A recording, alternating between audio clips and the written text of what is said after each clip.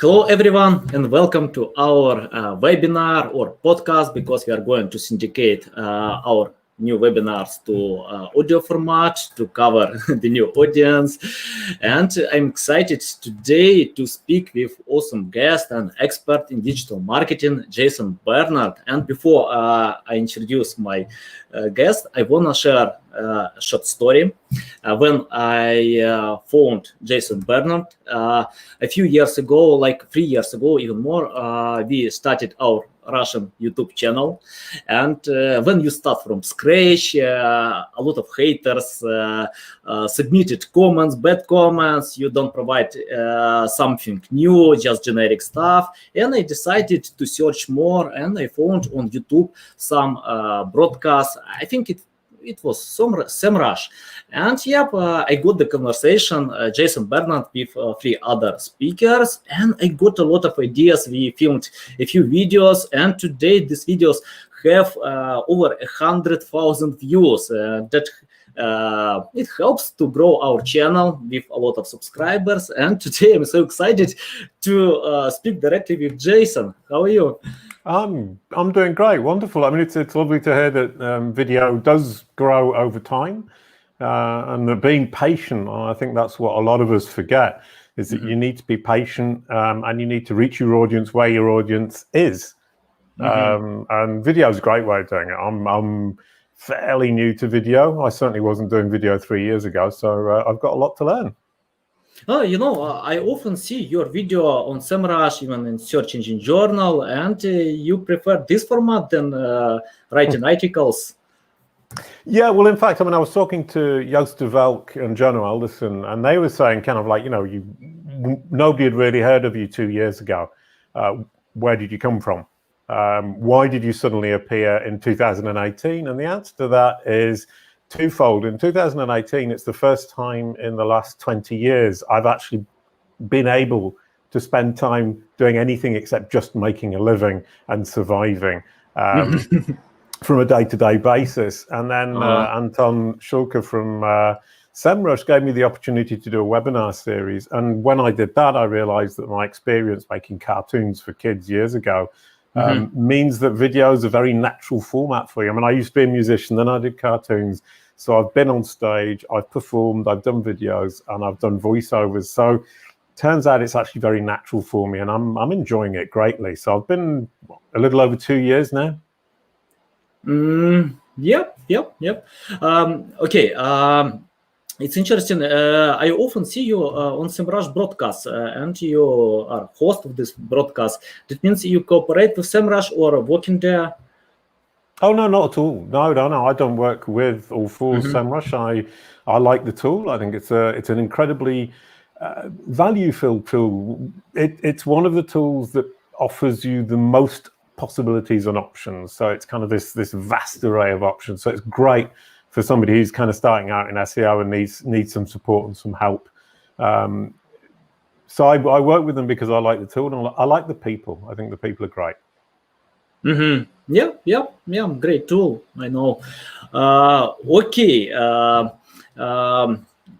Before we start, introduce a little bit more about your experience, especially in digital marketing field. And I learned that you are a musician as well. It's interesting how you combine those niches. Yeah, well, I mean, I started in digital marketing 22 years ago with the Blue Dog. And if you can share my screen, I can actually do a little presentation that I quite like doing. Sure.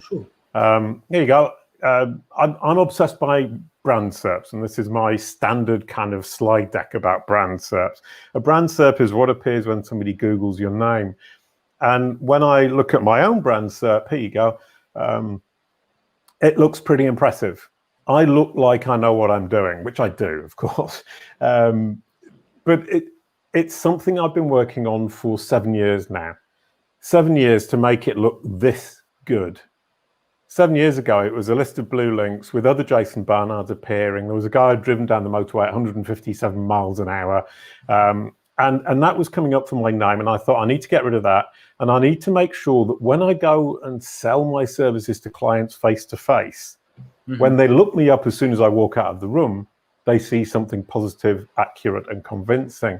And interestingly enough, what happens is when you talk to somebody about your business, you go and see them, you talk to them, they're incredibly convinced because he's saying, oh, I've got these great services, I'm brilliant at this, brilliant at that. They look you up on Google as soon as you walk out of the room. It's your business card. And if it looks great, you've probably made the sale. If it looks rubbish, you've probably lost the sale. So this is for me phenomenally important. I thought when I started, okay, I'll start doing this and it'll take me a few months, get it sorted out, and then I can forget about it. And in fact, it turns out 7 years later, I'm still working on it and I'm still making it better and I'm still learning every time I do anything on it. In particular with the knowledge panels, I've been really, really, really enthusiastic about knowledge panels recently. It's all to do with the knowledge graph, how Google understands who we are, what we do. And your knowledge panel, should truly describe who you are, what you do, and who your audience is. And in my case, at least, explain and describe your life. The knowledge panel is Google's understanding of who you are and what you do. And that is the fundamental basis of all SEO today. If it understands who you are, what you do, and what you offer, and who your audience is, it can start to think about offering you up as a solution to its users' problems or an answer to their questions when they search on Google. So here we go. Here's my life in a knowledge panel and a brand SERP. I used to be a blue dog in a cartoon. I started doing digital 22 years ago with the blue dog. As a blue dog, I was promoting the blue dog and yellow koala site. As you can see, we made a TV series, which is up there in my knowledge panel. I also wrote some songs, which you can see in the knowledge panel. I now have a podcast. You can see that in my brand SERP as well, with all these great guests. Next week, I've got Bill Slawski on, which is going to be really cool. I'm a speaker and a host. All these videos appear of the places I've appeared, talks I've given, and presentations I've done. I'm an author, Search Engine Journal, SEMrush, OnCrawl, Search Engine Land. I'm a tutor and coach at Kalicube, teaching people about brand SERPs and knowledge panels. So as you can see, for me, I can explain who I am, what I do, and who my audience is just through what appears when you search my brand name. And recently I got this at the bottom. You see people also search for. Google now associates me with people like Rand Fishkin, Bill Slawski, Cindy Crumb, Hamlet Batista, and that's an incredibly important part of your branding and your understanding by Google. If it understands that I'm associated with Bill Slawski and Rand Fishkin, it understands that I'm in the digital marketing space and that I'm an expert, which is incredibly powerful and will become more powerful, especially with things like Google Discover, where Google's going to start pushing the podcasts, the videos to people who are interested in digital marketing, because it understands that I'm in digital marketing. My content is to do with digital marketing. So somebody who's interested in digital marketing is by definition interested in what I have to say. There you go. That's the brand SERP. Mm-hmm. Yeah, got it. Once I listened to audio podcasts, I don't remember the name of this guy, but he built six-figured out business by optimizing LinkedIn profiles. That's it. He doesn't do anything, just helping with optimizing LinkedIn profiles. And one of his clients, Tony Robinson and many others, and he charges a lot to optimize these profiles. And I thought, what's going on? Why I need to optimize something special on my LinkedIn profile? And when I listened to this audio podcast, I got it. No way, it's selfish. I need to rewrite everything, and I resubmit all information.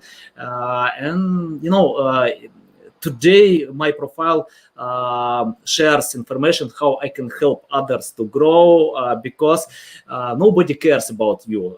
Everyone cares about themselves, and it's crucial to provide this information. But what about Google? How we can highlight these points with your SERP? When people searching for your names, it helps to improve click-through rate because they're searching for you. Or I don't know why we need to do it. It depends where you're coming from. I mean, I try and explain it to marketers. It's a really nice entry into digital marketing for people who've just been doing marketing for years. It's your business card. It's what your audience sees. I mean, if I was going to slip forward in the slide deck, you can actually see why it's so important. First of all, you've got these people searching your brand name. I walk through, hold on. There you go, your audience. There you go. Who's searching your brand name? That's an incredibly obvious question when I say it to you. But until I say it to you, you haven't really thought it through. Everybody who searches your business name, everybody who's an A-list person for your business is going to search your business name, your brand name at some point in their journey. Prospects, obviously, and you kind of think, well, if my brand SERP looks bad, I might well lose the sale. But then you push that further and you say clients will search your brand name to navigate your site potentially multiple times per day. If they see something consistently positive, consistently convincing, they're going to stick with you. But if they see something negative or unconvincing, they could well jump ship, especially if your competitors are ranking on your brand SERP. And then I was talking to a guy who's in SEO who said, I just do SEO for startups. So I don't care about the brand SERP because nobody searches the brand name. We get 3 searches a day.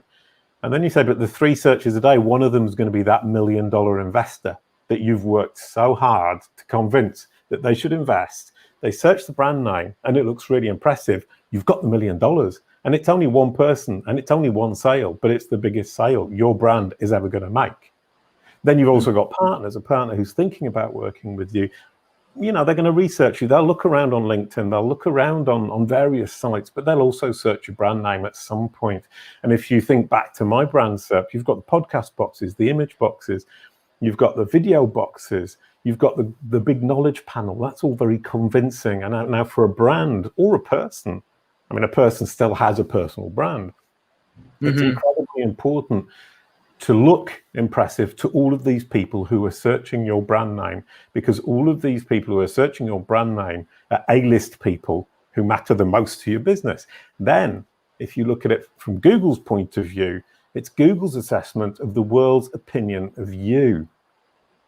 If Google's showing rubbish on your brand SERP, it means that it thinks that rubbish is valuable and relevant to your audience. It means it thinks that that information is pertinent. So if you've got bad reviews ranking, it thinks those bad reviews represent your business. That shows that you are untrustworthy. If it's showing stuff that truly relates to your business, and in my case for Kalicube, for example, it's the podcast, it's my own site, it's the videos, it's showing that it understands that those videos correspond to my business. And if you look right at the bottom of the SERP and you see related searches, you'll see for Kalicube, it's knowledge panel and it's brand SERP. It understands that that's what Kalicube is expert in. It's what people are searching around my brand name. That's sending a very strong message to Google that that's where Kalicube is expert and authoritative and trustworthy. And the same for me. So looking at it from Google's point of view, that's Google's assessment of the world's opinion of you. And then lastly, of course, for you, it's a representation of how good or bad your digital ecosystem and your content strategy are. If you just got those 10 blue links, it means either you've got no great content out there, or Google hasn't understood that that content is valuable to your audience, because what it shows on your brand SERP is what it feels is valuable to your audience. So it's a really nice window into how well you're doing with your content strategy. And a good example that I use a lot when we were talking about video is if you're investing a lot of time and energy and money into video, but they're not ranking on your brand SERP, it means you're investing that money badly. If you're doing a lot of Twitter activity, you're working hard on Twitter, but you don't have the Twitter boxes, that's bad investment. Once again, Google isn't seeing the engagement it needs to see and the quality it needs to see for it to be ranking that on your brand SERP. And well, first of all, considering that it's useful, valuable, and interesting to your audience, and then ranking it on your brand SERP. So there's 3 points of view: your audience, Google, and yourself. I can't see anything more important. Got it. Yeah, oh, great. Okay. Back to the conversation. Okay. Yeah, I completely agree. And I have a question about reviews. For example, when a company has strong brand recognition, but some bad reviews as well, and all these reviews are ranking, what is your suggestion how to fix it, or where to go? Perhaps try to outrank these pages or fix these reviews. Which way to use? Well, I mean, in the specific cases of reviews, you rarely get a majority of reviews on your first page. Google's going to choose a couple of platforms at most that it's going to rank. Sometimes you do. And that just means that Google hasn't got anything else that it thinks is worth ranking, which means your content strategy is rubbish.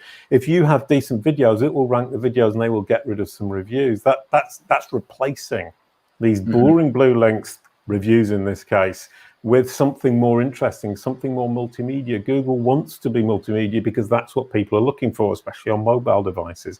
So your first trick there is to say, right, I've got 5 review sites on my brand SERP. I mean, I can only think of one brand that has that, and I won't name them, but I'm working with them a little bit to see what we can do about that. You can immediately start saying, right, what content, the Twitter boxes, the image boxes, the video boxes that I can get up there that will replace these reviews. And if you think about it, as soon as you get video boxes, for example, they take up 2 spaces. So you potentially kill a blue link. So instead of having 10 blue links to deal with, you only have 9, and that's easier. The second thing is with review platforms is ask yourself why Google is ranking these review platforms. Sometimes it's ranking them because they are powerful in themselves. For example, Trustpilot will tend to rank very well. And sometimes it's ranking them because they're extremely relevant, niche review sites. But most of all, if it's ranking bad reviews, it thinks those bad reviews are representative of your brand. Take a big step back, start asking yourself some questions. But as you said, you can also you can push your clients through to those reviews platforms where you're getting the less good reviews and try to boost them. But I would suggest that any brand that has more than 1, maybe 2 review sites ranking on their first page needs to look at themselves needs to look at their content strategy. A typical brand SERP will have a social profile, probably 2. They're more relevant to your audience than 5 or 6 review platforms. It will have videos because you've got a great video strategy. It will have a Twitter box because you have a great Twitter strategy. I mean, so the question of having loads of review sites becomes redundant if you've got a decent content strategy. Okay, in your presentation, I saw that you submitted the each parameter: expertise, authority, trustworthiness. How to optimize with this parameter?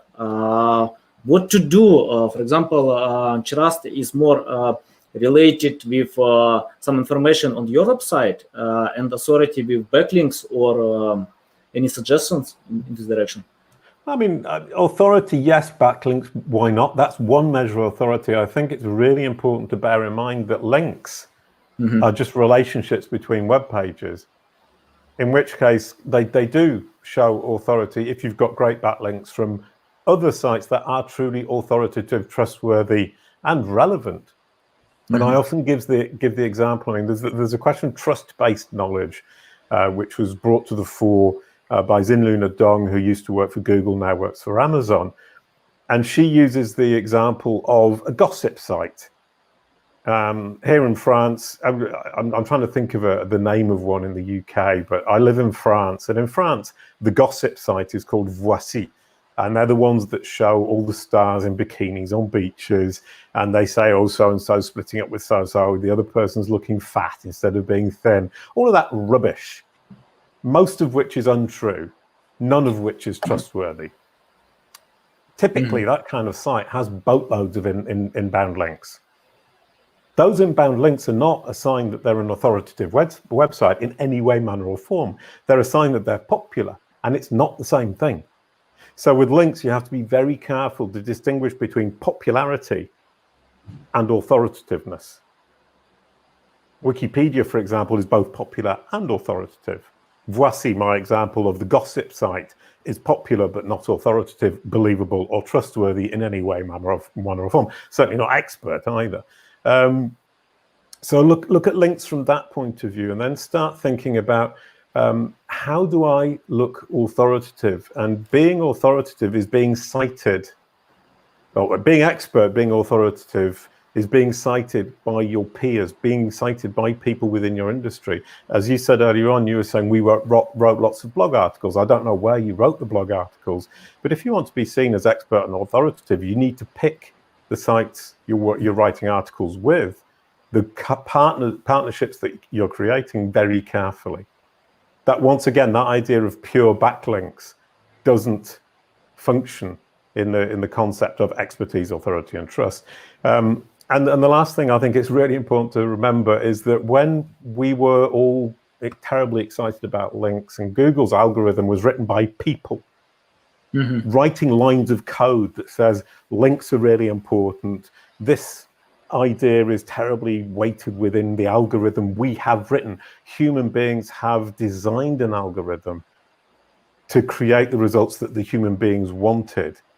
And now it's machine learning. So nobody's writing those lines of code anymore. So the people are no longer actually deciding what is a signal of trustworthiness or expertise or authority. They're saying to the machine, this is what a good result looks like. If you can create a good result, you get a big plus point from us in our metrics. If you can't, you'll get a minus point. So it's saying, we give you the target you want to aim for. We give you the mathematical formulas and the data to help you, the label data to help you try and make that result. Then we're going to measure the results you return. If they're good, we will tell you they're good. And that's affirmative information that says, yes, this is the right track to be on. And if it's wrong, we'll tell you that it's wrong. So we will then give you that information that's telling you to corrective information, which means that even though the human beings have said to the machine, we think links are important, the machine might well be using something completely different. The machine will be using what it's been told, and then it will start to move away from that and use both different weightings to the ones we might imagine as human beings, and also start using factors and elements and signals that we haven't even thought of. So I think as an SEO community, we would do well to start focusing on what are the metrics that the engineers at Google and at Bing are using to measure the success and the failure, and how are they measuring it, and how are they feeding that information back in, and stop trying to think this is a factor, that's a factor. Try and look at it from a global point of view of what are the signals that this machine is looking for, so that it can perform its task in pleasing or meeting the metrics that these engineers have given it. Okay, I got it. Let's give some practical tips. I know machine learning decides which pages to rank, but when you type any brand on Google, you can see not only social media profiles. Yep, we can optimize them, work there, but Google usually ranks some domain page about us, and other pages and sub-pages on website. Where to pay more attention? In the main page, page about us, or section bio in your blog, and what kind of information to submit there to improve trust? Well, I mean, the thing, if you don't have an about page, for example, the machine won't say, oh, you don't have an about page, therefore big mark down. But what it is going to be looking for is the kind of things that sites that rank well have. And most sites with a decent exposure to their clients and their audience are going to show an about page in a reasonably visible spot on their site. As a human being, we don't want to go to a site and to be struggling to find who it is and how to contact them. So the machine will tend to be seeing from, I mean, the rate of quality judges will tend to send feedback saying this is a good page and that's a bad page based on the fact of what they can find and what they can't. Google explicitly tells them, can you find that information easily? So that the feedback, that the machine is getting is saying these sites that don't have these about us pages and contact us pages that are easy to access for the users will tend to be considered to be bad results. And the ones that do have that kind of exposure for who they are and what they do and how to contact them shows that they are more trustworthy and will tend to push higher up. I mean, but once again, I'm not saying, oh, it's a factor or particularly a signal. I'm saying that it's a common denominator of quality sites is that they will have an about page, a login page, and a contact page that are easy to find. So maybe we're talking about looking for common denominators. Yeah, and you know, I usually you have a very strange message at the bottom. It would be really good if you took it away because it's very strange. Okay. Okay. Thank you. I took away. I didn't read it, by the way. Okay, I will read the next time before submitting on the screen. And you know, for example, for my clients, when they come to me and I check out their pages, the main page, page about us, section bio, I always tell them submit more photos, personal photos. Don't use some store images because it hurts user experience. People will not trust you. It depends on you. Of course, machine learning can decide, but you can improve user experience, and it helps to rank your pages and improve trust. For example, I often see when some websites have blogs for the sake of having it. They don't submit some unique stuff, some interesting information. They hire some writers who don't know their topic and submit a lot of articles with low quality. And the section bio admin or something like this, you know, how you can improve trust. It's totally the same when you're reading books. You want to know the author of this book. You want to cooperate with people, not with website brand. It's better to submit your real name, your social media profiles that people might check it out, or your personal photos, and yeah, just spend time, make high quality photos, submit them, and get more exposure.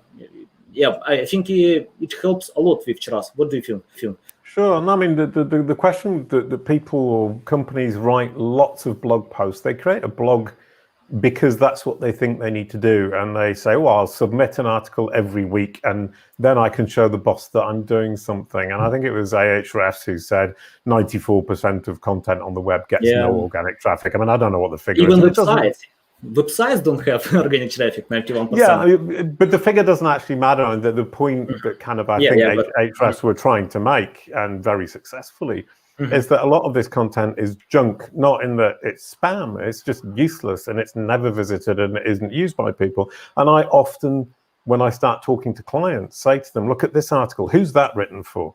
And I say, oh, it's our clients. Say, well, who's asking that question? Who's actually interested in that point of view or that topic? And the answer is the person who wrote it. They're writing about what they want to write about. They're not being empathetic to what their audience is looking for. And I find that deeply frustrating. If you're going to have, I mean, you can have that strategy. It's absolutely fine. If you then say, this is my kind of focal point, I mean, because I can't honestly say anybody's interested in brand SERPs except me. So I'm writing about brand SERPs. Nobody's searching for brand SERPs. But what I then need to do, and it's a struggle, is build up that interest by convincing people one by one that this is incredibly important. So I'm actually coming from my own point of view, but I'm so convinced that this is important, and that the three aspects that I showed earlier on, that it's important for you, it's important for Google, and it's important for your clients, is something that nobody can ignore. So, but then I can't count on Google. We were talking about earlier on, I can't count on Google to send me traffic because nobody's searching for this stuff. So my solution is to do a content strategy, which is to push the content out to people and start trying to convince people. And it's educating and pulling people into this idea, rather than saying, and this is something else I find frustrating, people sitting back and saying, Google's going to send me lots of traffic. You know, it's not I mean, Google's job is obviously to send its users to the solution to their problem or the answer to their question. It doesn't actually owe us anything. We're saying, we want your traffic, Google, please. So we're actually kind of turning up and saying, like, we want the traffic, please send us the traffic. And Google's going, oh, here you go. So then we've got this kind of whole debate about, do I deserve the traffic? And that's another interesting question, is when I create this content, A, are people searching for it? B, do I deserve the traffic more than other people, more than my competitors? And then we come to this idea, which I wrote about on Search Engine Journal, which I'm terribly keen on, which is understanding credibility and deliverability. And it's basically the three pillars that I use for SEO. It's to say everything you do in SEO is to package your content for Google if you want Google to send you the traffic. So it's all about saying, I need to make sure that Google understands what it is I'm offering. If it understands, it can potentially consider my answer, my solution for the question or the problem that its user has expressed. Secondly, once it's understood that I have the answer and my competitor has the answer, and that they're more or less equivalent, I mean, the differences are relatively small, which is the most credible? Which is the one that is going to satisfy Google's users? Which one does Google feel is most likely to result in a satisfied Google user? Don't forget, they're Google users to start with, not yours. So you're asking Google to recommend your solution. It's understood your solution. It's then recommending it because it's the most credible. And the third one is the idea of deliverability. Even if you have the solution and the solution is the most credible, if Google's user, is looking for video, but you have text, you're not deliverable. If your website isn't mobile friendly and the user is on mobile, you're not deliverable.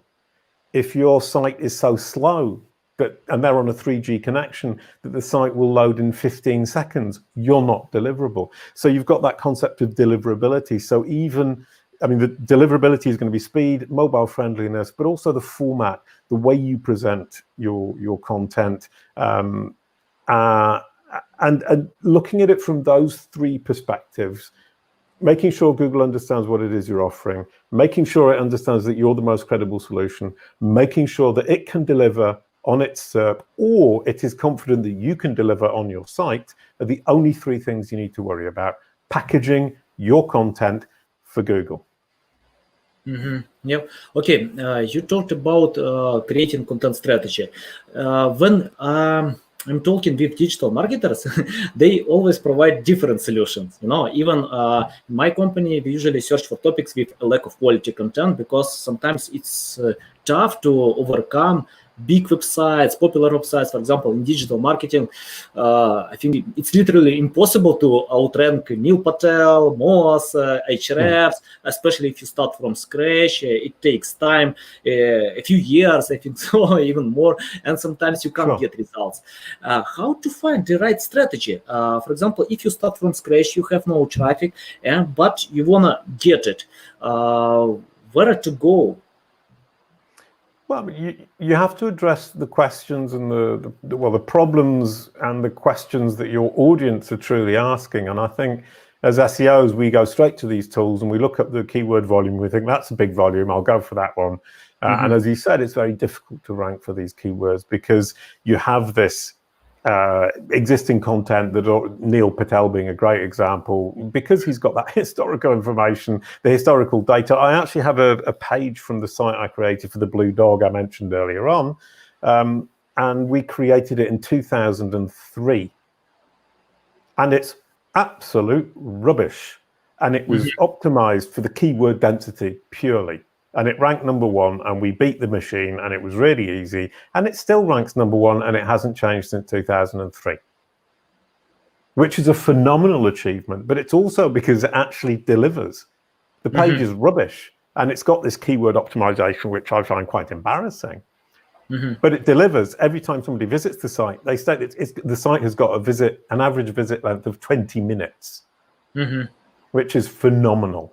And so kind of basically Google saying, why would I demote this page? Because it keeps delivering.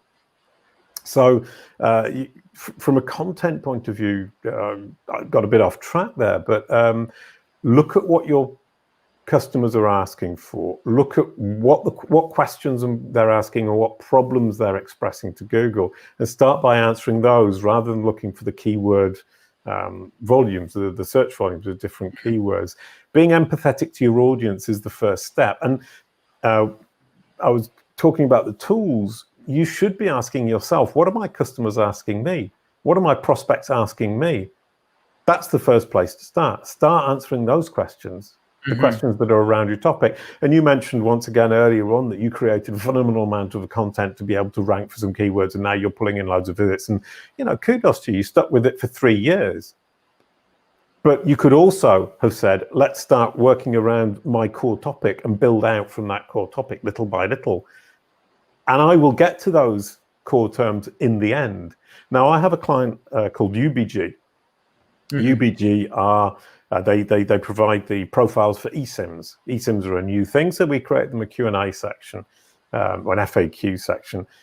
And we've gone from 0 traffic to well over 1,000 people a day.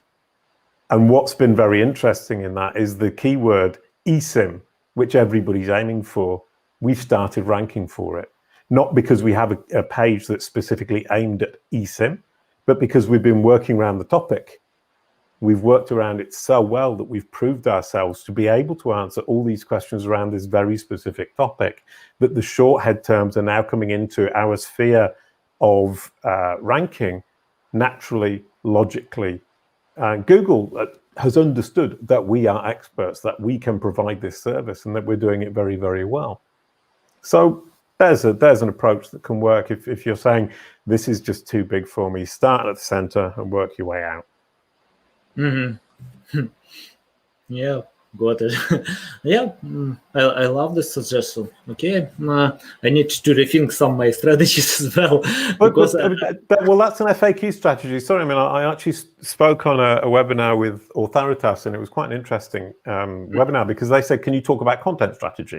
And I said, actually, it's not my specialist subject. And in fact, it turns out, because of all these videos I've done, the podcasts I've done, and the clients I've worked on, the FAQ section, I've come to be an expert in the sense that I understand how this can function. And what I ended up doing was saying, actually, if you have on your site a section that aims at answering those short, simple questions that people are asking, you bring them to the website, you're proving to Google that you're an expert, you're proving that you can help people, you're helping people out, they appreciate the fact that you've helped them.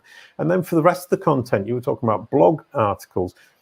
Perhaps rather than write a blog article, you should write a Facebook post or a LinkedIn post or a Twitter post with a graphic image, with a visual image, sorry, and then use your blog as the landing page for the content that you have created specifically for social, rather than doing it the other way around. So look at your social channels and say, what are my users going to engage with? What are we going to get them engaging with on the platforms where they're already hanging out?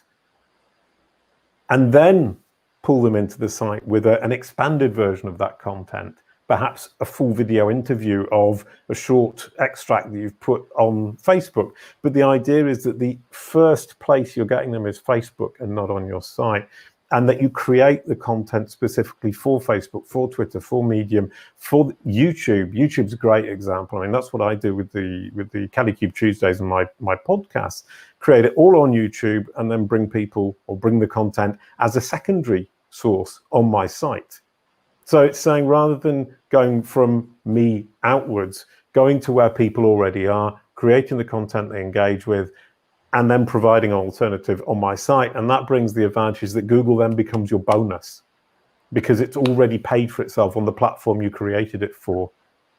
And all you're doing on your own site, and we come back to that idea I mentioned earlier, is packaging it for Google. You're saying, I have this video and I can do a transcript, or I can write a summary, and then I can package it for Google with the understanding, the credibility, and the deliverability that I mentioned earlier, and then push it out. And that traffic is a bonus, and it's not the be-all and end-all for my company and for my content. My content is living and dying already on its own merits on the platforms where my audience is already hanging out. Yeah, got it. Interesting. I have the question about personal or business brand. If you start from scratch, if you don't know where to go, what do you suggest? For example, I can share my personal example. I try to promote my personal name on YouTube, but for English audience, it doesn't work. People Right. don't know me. I need to create my brand awareness to help them on LinkedIn, Facebook, any other platforms. And after this, perhaps I can create my YouTube channel, because a few times I changed my name on YouTube from SEO Tools TV to Anatoly Walitovsky, and I found that people don't want to subscribe. I got in 10 times less subscribers than if I have just my name SEO Tools TV. But in other cases, I see that personal brand works much better. Perhaps people don't understand this Ukrainian name. That's okay, perfectly fine. I don't want to criticize. Just want to highlight my example. And what is your suggestion to? Well, if I had your name, I would create myself a simpler nickname that works in English. Not because I think everyone has to be English, but because if your audience is English speaking, they will never get your name. But if you can create a nickname that's simpler and that's more approachable to English people or English language people, or in the internet, actually I just said English, I'm wrong, the international audience whose common language happens to be English, which is a better way of putting it, then you're rebranding yourself. You're creating yourself a brand. So if you can actually then pick a unique brand, because unique brands are much easier to deal with in terms of brand SERPs and creating your own personal brand or your brand than something that's ambiguous. I mean, I use the example of Yellow Door. If you call your company Yellow Door because you think it's really cool, it's ambiguous. Google is going to have an awful lot of problems deciding what to show. It's going to show pictures of yellow doors. It's probably going to show your company, but then Yellow Door means the company. It's also a song. It's a video. It's ambiguous. It's a terrible idea to call your company today something like Yellow Door if you want to perform on Google and if you want to manage your brand SERP. So from that perspective, it's saying if you have a common name or if you have a complicated name, get a nickname, brand yourself around that. That's the solution. If you have a common name, add a middle initial. A guy called Patrick Powers added himself a middle initial, M, Patrick M. Powers. So that's a way to distinguish yourself. It's to disambiguate, which helps Google, and it also helps people. Because people, obviously we all have a problem with ambiguity. And the other thing about personal branding, when you're talking about personal branding for people, Neil Patel is a person, he loves it. He loves being out there in his pajamas, doing his videos. Absolutely wonderful. That's his thing. Some people just don't like that. People just don't have the personality for it. They don't have the desire to do it. Don't try to create a personal brand if you're not willing to follow through and put yourself out there day in, day out. You can't say, well, I'll be a personal brand. I'll push my brand out there for the next 3 months and then go and sleep for 5 months. It doesn't work. And I was reading an article about, I think it was Barry Gibb. I mean, he from the Gibb brothers. What was their name? The name of their group? I can help you because I don't. Saturday Night, the Bee Gees. Excuse me, I was forgetting the Gibb brothers, the Bee Gees. And basically, he said there's being famous, and there's being so famous that it becomes unbearable. And there is that thing as well, I think, is that when, you said earlier on, I was a musician. I wanted to be a rock star. I don't know if I could have handled being so famous that everything I did was in the public spotlight. Probably not. So you have to also ask yourself, am I willing to go that far? Am I willing to go down that route? That's an extreme example. Barry Gibb, obviously, incredibly difficult life, living in the spotlight like that. But if you're somebody who's thinking, oh, maybe I should, maybe I shouldn't, maybe I should, maybe I shouldn't, really think about, are you willing to follow through? Because once you started, it's very difficult to pull back. Yeah, interesting insight. What about patience? I know that everyone wanna get quick results today. it's literally impossible. And even if someone creates viral content without experience, in a few days you can't see this content anymore. And yeah, it takes time. For example, my 10-year-old son decided to submit content on TikTok, and he I don't know, he filmed around 100 videos and got a few followers, and told me, I don't want to do it, people don't follow me. I told him, no way, just do it. Consistency is essential. And after this, he started again and stopped. And I asked, what's going on? He replied that people wrote bad comments. I told him, no way, go ahead, forget about these haters, just do it. And during like 6 months, he got only 20 followers. But in the last 10 days, he got like 10 followers a day because consistency helps to improve quality and confidence in his videos. And I often see similar situations when people started posting on social media or wanna get results. They are not willing to wait. What suggestions you can give them, about patience? Well, I mean, I think kind of posting day in, day out, or creating content day in, day out, and not seeing any visible return is soul destroying. And I think that's one of the hardest things for us as humans to deal with, is you push this content out and you don't seem to be getting any return. Number one. Number two is people are incredibly lazy and they just want a button they can press that and everything will work. And digital marketing, unfortunately, and the internet in general, is perceived to be this magic bullet, and I find that very frustrating. Is that people seem to think that it will work and it will work straight away because there's so many people, and the internet is this magic kind of solution to all their problems of attracting clients. And as you rightly said, simply isn't like that. It's like anything in life. You need to produce quality content, you need to appeal to your audience, and you need to be consistent. And that consistency is possibly the hardest part, simply because of the fact that each time you do it and the return doesn't seem to be worth it, you want to give up, and you've got to keep going and keep going and keep going if you want it to work out. Once again, the podcast and Kalicube Tuesdays, I started creating an event because I couldn't travel anymore due to the COVID.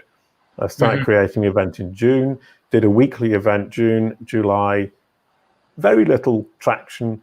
August, the traction started. So it was 3 months before any kind of traction started. And it was very difficult getting through those first 2 months because you think, is it worth it? Is it ever going to happen? And the answer is, if it's quality, if it appeals truly to your audience, and it's really on the mark, yes, it will work. But it won't just work because you're pushing it out there. It will work because you're pushing it out there. It appeals to your audience, and you're making the effort to actually communicate. You're communicating with your potential audience to pull them in. And one thing I have noticed with the Kalicube Tuesdays, which I've been very pleased about, is now on Mondays and Tuesdays, there's a peak in searches on my name. Because I've done it every Tuesday, every single Tuesday for the last 6 or 7 months. So what's happened is that people now expect. So on Mondays and Tuesdays, they start thinking, oh, Jason Barnard, his podcast is coming out tomorrow. We've got Kalicube Tuesdays tomorrow. Yeah. So you get this peak in traffic, which is important for me because it makes me feel better about all the work I've been putting in, that people are actually interested in what I'm doing, that my personal brand is starting to make sense to people. Google sees this and sees that Mondays and Tuesdays are an important day, but also through the search volume, but also because I post every Tuesday, Google now expects every Tuesday. And so you get, even Google understands this consistency. And what I've seen, I mean, my experiments on the knowledge graph that I've been doing is how to push things into the knowledge graph. I've been working with a company called WordLift, who are an Italian company who are absolutely brilliant. And we've managed to create an entity-based content model around the podcast, around the Kalicube Tuesdays event, that Google now understands that we have this series with all these episodes, with all these people talking about all these topics, and it expects a new one every Tuesday. So when I post a new episode, it gets into the knowledge graph in literally 5 minutes. So what we have is Google saying, okay, this is a Tuesday, this is Jason Barnard, this is Kalicube, it's Kalicube Tuesdays, bingo, in the knowledge graph it goes. I understand, and I'm confident I've understood, and that's in my understanding, credibility, and deliverability pillars. I've nailed understanding. I've also nailed partially credibility. It believes in me. When I post something, it believes that I'm telling the truth. I'm credible. And the deliverability part is like you were saying here. I've got the video. I also push it out as a podcast. I also push it out often as an article. So we have that deliverability in terms of format. And then on my site, I have the video. You can watch it on your mobile phone. The site is mobile friendly and so on and so forth. So it is a content strategy, and it's a strategy in the sense that it fulfills all of these different pillars, fulfills the needs of my audience. And it's a strategy. I think you have to remember that that's maybe the last word on this is, if I were to do one thing and it worked, that would be a tactic. I publish one article and it does everything for me. That's a tactic. A strategy is doing it day in, day out, every day until it actually makes this solid mass of whatever it is, of being. Good tips in brand naming. I've got lots of good tips in brand naming. Number one is forget about keyword-rich brand names. That's rubbish. You're creating yourself an awful lot of trouble. I remember back in the day, you would give your company the name of, fridgescheapprices.com. And you would call your company Fridges Cheap Prices, and Google was stupid enough to rank it because it happened to be called exactly what it was. And we call that in English calling a cat a cat. And those days are over. The problem, if you're now called Fridges Cheap Sales, is that you are now competing with all those generic terms for your own brand space. People can't find you. If they do find you, you're not looking so cool. So like I said for you for the nickname earlier on, you're looking more for something that's unique. And then you want to, the other thing about those kind of very yellow door, for example, yellow door, you have a problem of ambiguity, not because it's a specific keyword, but because there is a thing called a yellow door. And you're competing in terms of ambiguity with something that is very solidly understood by Google and by people.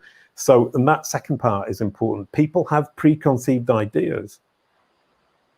If I happen to be afraid of yellow door's a crap name for your company. I will never work with you as a client.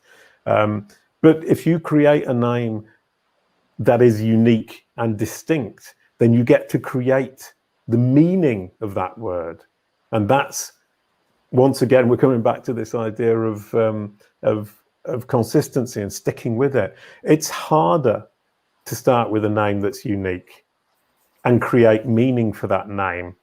But in the long term, it pays much, much better because you're not ambiguous. You've created your own message around a word that you invented, as opposed to cheap fridge sales, which has ambiguity built in and has preconceived ideas built in. So there's a reason that people are paid a fortune for inventing new brand names. Yeah. Okay. You talked about consistency, and for example, Brian Dean shares his tips that consistency doesn't work in SEO. It's better to submit. Who says that? Sorry, Brian Dean. Brian Dean. Right. Okay. Yeah, Brian Dean shares his tips that consistency doesn't work in SEO. It's better to produce quality less, but quality. And on social media, it's better. Oh, excuse me, just to interrupt. I never said consistent crap is going to work. Consistent quality is going to work. So, I mean, Brian Dean, I've never heard him say that, but quality content that appeals to your audience is one of the things I did insist on. Being consistent with it is incredibly important. And what I would say is if consistency, if you can't create quality content on a weekly basis, do it on a monthly basis, do it on a quarterly basis, do it on a yearly basis, but be consistent. Consistency for me is key, but it doesn't ever come at the price of quality. Yeah. Brandon talked about submitting, as you told about submitting each day or one time a week. And if you can create high quality content every week, just do it one monthly. That's okay, Yeah, I think probably what Brandon was trying or was saying, and maybe the message didn't come across clearly. I'd be very surprised if he said anything else.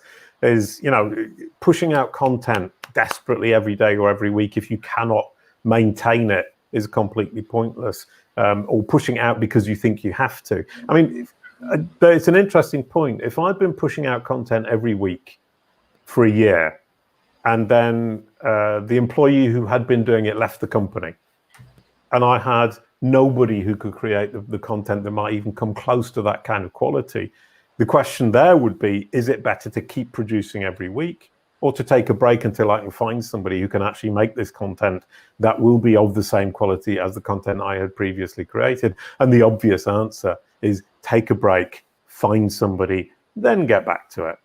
I mean, nobody in the world expects anybody to do everything every single month or every single week. And Google is not going to punish you, I mean, in terms of SEO, if you take a break for a month. We're all entitled to our holidays. But for example, Seth Godin, another great marketer, I think one of the best, and he told, no way, you need to write every day in your blog, and he does it.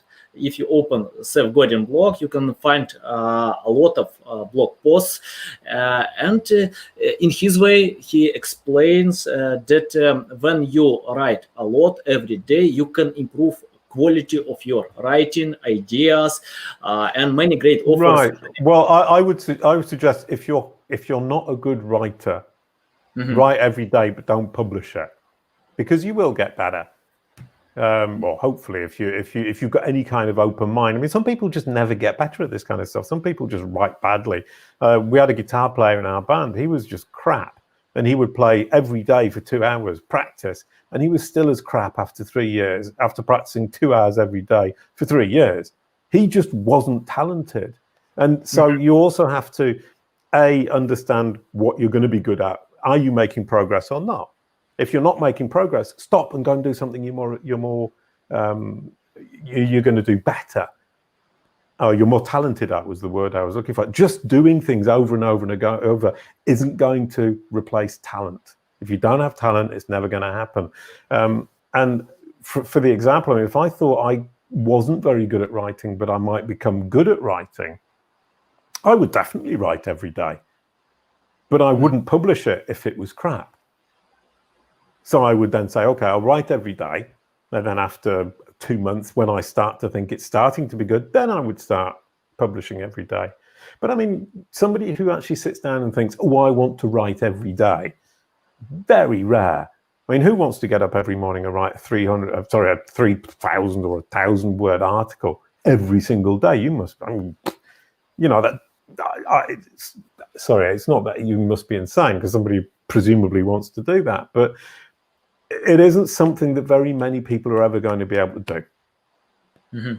I have another suggestion. For example, how I improve my writing skills. For example, when I started to write any English text, I think it was 2 years ago, and I wrote all of them on my LinkedIn, on social media posts, and on social media you can submit all information, even if it's crap, but you can analyze it and improve a little bit every day. Just be consistent in this way. But if you write for your blog, it's only submit the best quality content if you feel that this content is great, and you want to share. But on social media, that's fair comment. I mean, you're basically saying you can practice on social media and improve your skills on social media, which is a fair point. Yeah, I mean, nobody's going to assassinate you for writing bad copy on social media, because we all do. If you write only in Google Documents and never publish, it's tough to find this motivation to go ahead. But if you submit on LinkedIn and you can analyze, or Facebook, it doesn't matter, and analyze how people engage your content or not, and you can think, oh, I need to improve a little bit, I need to be patient to go ahead, and you can analyze it. Yeah, that's why I prefer to do it on social media first. Okay, sure. I think that's a good tip. Another question from Nikolai Shmichkov. Now you need to take into account not only the consonants of the name with the business, but also understand whether the name on the network is taken in the form of the site name. Well, I'm not sure about the second half, but the first half, yeah. When creating a name for your brand, I think kind of as human beings, just as we have visual preconceived ideas, we see something and it inspires something in our brains, the consonants and the sound of a word will inspire us, which comes back to why we pay so much money to people to create these names, because there is a hidden meaning in the sonority, the way a word sounds or a way a group of words sounds. So for creating your brand name, you have to be really careful. I mean, it's not something you just do like that from one day to the next. You don't necessarily have to pay somebody a fortune to do it, but you certainly have to think it through, and you certainly don't take the first idea that pops into your head at 3 o'clock in the morning. Yeah. Do you suggest to create a new name, or I know it's popular to use expired domains and to find some great names there. What do you think about this? Well, direction? I mean, I would certainly suggest that looking at expired domain names for inspiration would be great, but I wouldn't choose a name for my company simply because there happened to be an expired domain that made me that I thought would perform. A domain name is an address. Yeah, a brand name is for life. You can change your domain name. Your brand name is really difficult to change. So you're looking at naming your company for the rest of its existence. So, I mean, I would say a domain name is expendable and a brand name isn't. No, good. Okay, we have the last question. Right. We all remember Vance's refrigerators, the Office series. Is it good brand naming in US nowadays? Well, we all remember. I don't remember Vince's refrigerators. I'm not sure. I'm not sure what you mean by good brand naming, but I certainly wouldn't copy the name of any brand off The Office, because The Office is a comedy series, and you would immediately look foolish. But that's another kind of question as well, as creativity.